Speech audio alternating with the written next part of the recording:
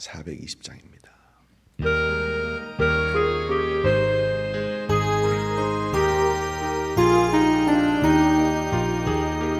너 성결케 위해 늘 기도하며 저 주 안에 있어 늘 성결 보고 온 형제들 함께 늘 사귀면서 일하기 전마다 너 기도하라.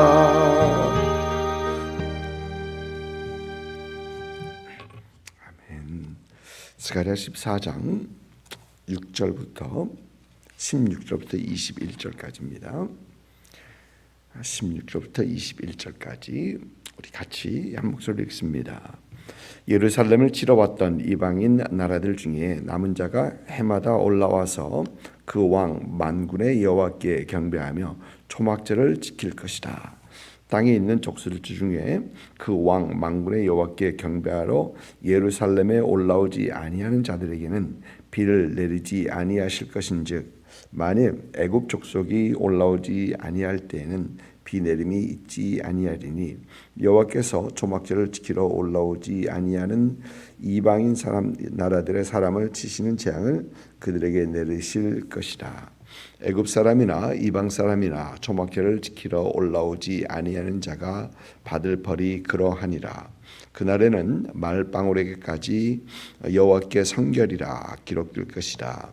여호와의 전에 있는 모든 솥이 제단 앞 주발과 다름없을 것이니 예루살렘과 유다의 모든 솥이 만군의 여호와의 성물이 될 것인즉 제사 드리는 자가 와서 이 솥을 가져다가 그것으로 고기를 삼으리라.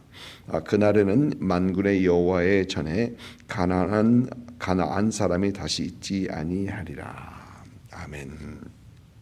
어제의 말씀에서 이제 하나님께서 천하의 왕이 되신다라는 말씀하셨고요. 또 하나님께서 이스라엘을 위하여 싸우신다라는 그런 말씀을 했습니다. 이스라엘을 대적하는 모든 나라를 하나님께서는 직접 대적하시고 싸우신다라는 겁니다. 구약 성경에서 이 왕이라는 개념은 물론 통치하고 다스리는 그런 개념도 있지만 이 왕이라는 이 개념은 백성들 위해서 싸우는 왕이라는 그 개념이 더 큽니다. 사울이 왕이 되었을 때 그는 자기 집으로 가 있었죠. 왕궁에서 다스리는 게 아니라 집으로 가 있습니다. 그러나 이웃 나라와 전쟁이 되니까 사울이 앞장서서 싸웁니다. 그대로 왕으로 세웠기 때문에 이제 왕에 대한 그 직책을 다하는 겁니다. 통치보다는 그들 앞에서 싸우는 그런 왕의 개념이 더 크다는 것입니다.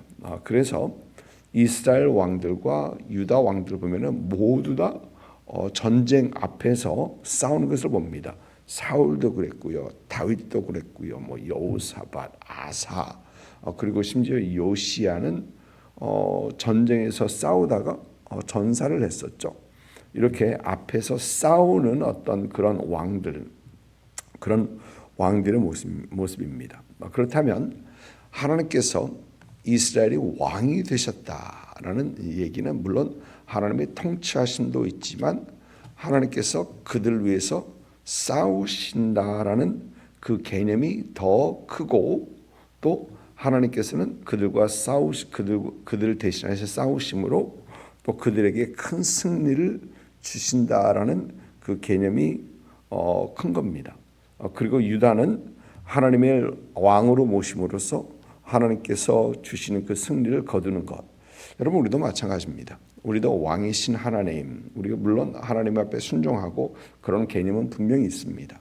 그러나 왕이신 하나님을 우리는 생각할 때 하나님께서 우리 삶의 모든 영역에서 우리를 대신하여 싸우시는 왕이다라는 것도 분명히 기억을 하면서 하나님을 왕으로 모시는 그런 우리의 삶이 되어야 되겠다라는 것이죠. 오늘 말씀을 보면 이스라엘을 치러왔던 이방 나라 중에 남은 자가 해마다 올라와서 예루살렘을 올라온다는 얘기죠. 그 왕 만군의 여호와께 경배하며 예배드리며 초막절을 지킬 것이다. 매년 올라와서 초막절을 지킬 것이다 라고 합니다. 초막절은 가을 추수 절기로 하나님께서 그 해에 축복하신 그 축복의 이 농작물의 결실에 감사하며 기뻐하는 어떤 그런 축제 분위기의 그런 초막절일 뿐만 아니라 모세 때에 출애굽을 통해서 하나님께서 애굽에서 노역하던 백성들을 주께서 구출하시고 또 그들을 광야에서 인도하셨던 광야에서 먹이셨던 것을 기억하면서 기억하는 절기로서 그들은 모여서 하나님 앞에 감사하고 즐거워하는 어떤 그런 제사 절기입니다. 그런데 이 초막절을 보면 초막절은 여호수아 때 지켜졌다가 그 다음 중간에는 잘 지켜지지 않았던 것 같아요. 그래서 느헤미야서를 보면은 귀환한 이스라엘 유대인들이 성벽을 짓고 성벽 완공을 하고 그 다음에 낙성식을 하면서 그들은 하나님 앞에 예배를 드리는데 그때 제사장 에스라가 하나님의 말씀을 백성들 앞에서 낭독하고 백성들은 그 말씀을 들으면서 큰 어떤 심적 부흥의 영적 부흥을 경험하게 되는데 그들은 하나님 말씀 속에서 초막절을 지켰더라라는 것을 보면서 그들은 초막절을 지키기 시작합니다. 이때가 느헤미야 때예요. 그런데 성경을 보면은 여호수아 때부터 지금까지 초막절이 지켜지지 않았다라는 그런 말씀이 나옵니다. 그러니까 초막절을 기억하면서 계속 꾸준히 매년간 지키고 하나님 앞에 감사하고 즐거워하고 그랬었는데 그렇지 못했던 그들의 모습을 우리는 보게 되죠.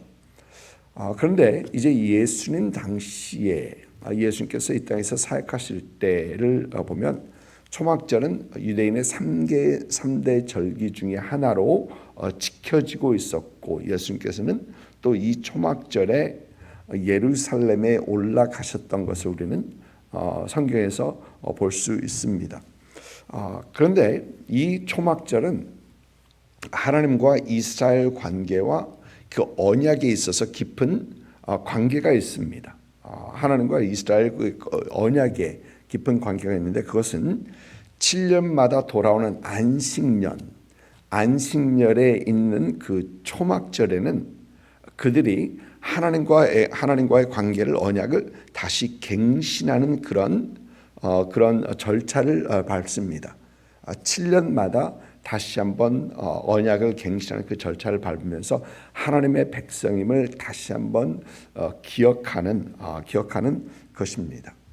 그런데 오늘 말씀 보면 이방인들이 매년 예루살렘에 올라와서 초막절을 지키게 될 것이다 라는 이 얘기는 이방인들도 하나님 되심 그리고 하나님과 맺은 이 언약을 지키려 하는 것을 보게 되는 거죠.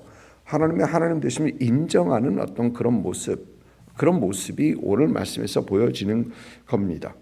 하나님을 알지 못하던 이방인들이 하나님을 알게 될 것이고 하나님을 예배하게 될 것이고 하나님을 그들의 하나님 보니까 그들의 하나님이다라고 하고 있습니다. 그들의 하나님으로 될 것이다. 여러분 우리 구약 성경은 유대인뿐만 아니라 모든 민족이 하나님을 믿게 된다라고 합니다. 모든 민족이 하나님을 믿게 될 것이다. 하나님께서는 아브라함에게 땅의 모든 족속이 너로 인하여 복을 얻게 될 것이다. 땅의 모든 족속을 얘기합니다. 또 우리 주님께서는 제자들을 이제 보내시면서 너희는 모든 족속으로 제자를 삼아라고 하십니다. 이렇게 모든 족속, 모든 민족을 참 하나님을 믿게 하기 원하는 그런 성경을 봅니다. 성경의 메시지를 봅니다. 스가랴 선지자 당시에 이 메시지를 들은 유대인들, 그들이 힘들고 어려워하는 그 상황 속에서 하나님께서 천하만국의 천하의 하나님이 되신다. 천하만국의 하나님이 되신다.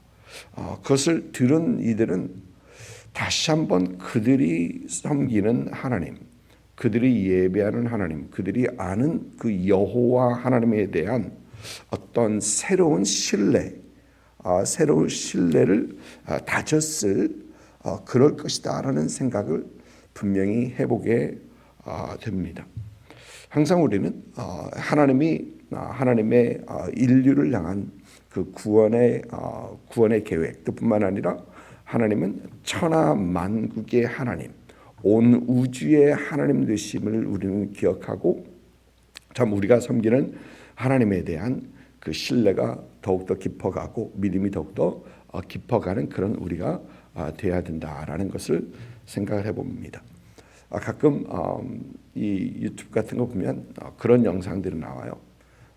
우주에 대한 어떤 비밀, 그러니까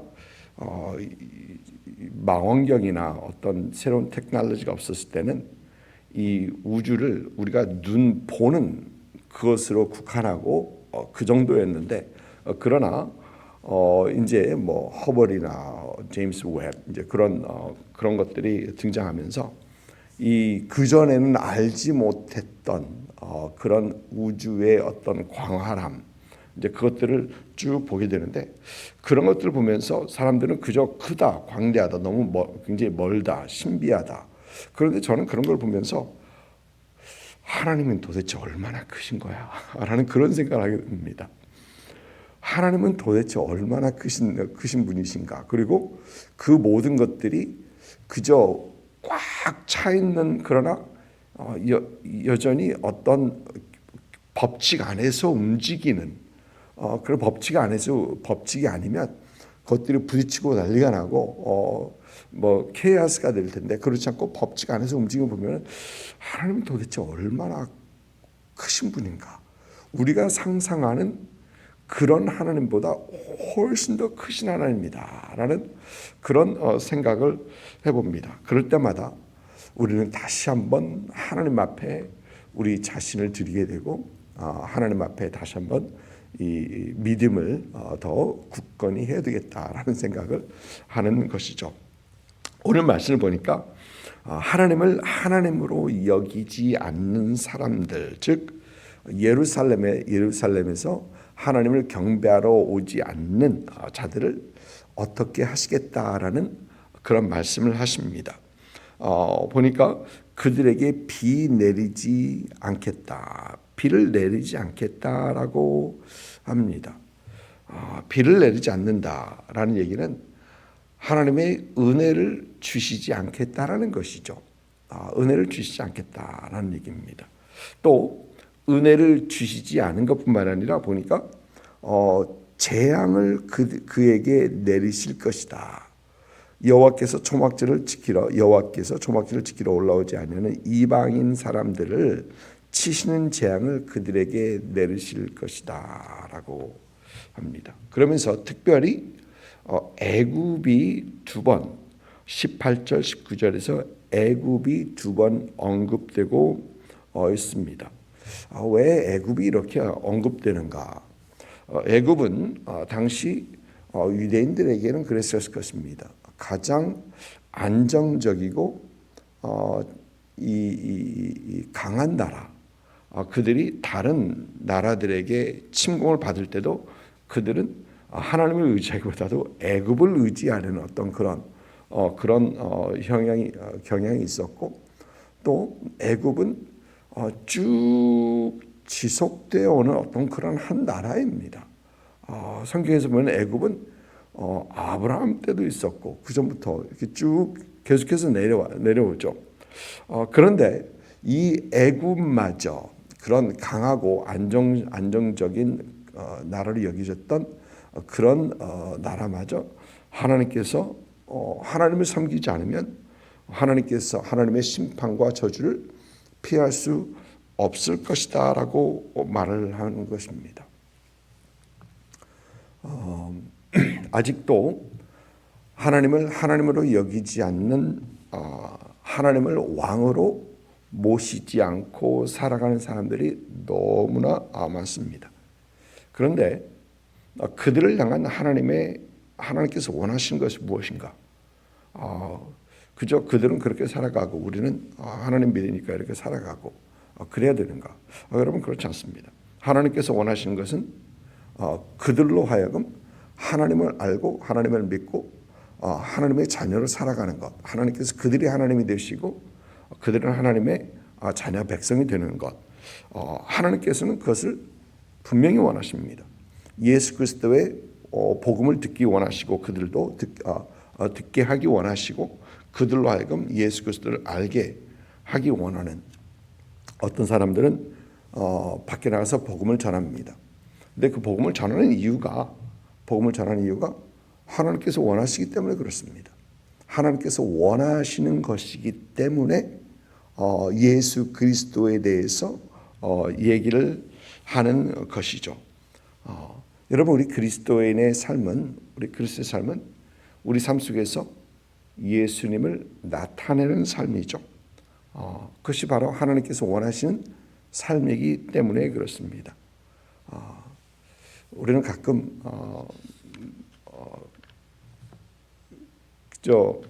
그 사람은 그 사람이고 나는 나고. 그런데 여러분 그렇지 않은 게 벼랑 끝으로 질주하는 차가 있다면 무슨 방법으로서 그 차를 막으려 하지 않겠습니까?